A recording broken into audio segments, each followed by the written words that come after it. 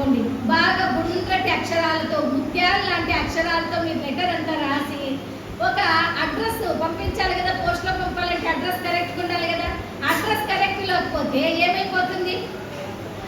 అలాగే మనం కూడా మీరు ఎంత గొప్ప పూజలు చేసినా, ఎంత పెద్ద శామ్యానాలు వేసినా, మేల తాళాలు పెట్టించినా, మామిడాకుల తోరణాలు, అరటి స్తంభాలు తోరణాలు, రంగవల్లులు, ఇలా ఎన్ని అలంకారాలు చేసి గంగాళాలు ప్రసాదం చేసి పెట్టి ఎంతో గొప్పగా మీరు పూజలు చేసినా మీరు కరెక్ట్గా గోత్రం చెప్పకపోతే ఏమవుతుంది?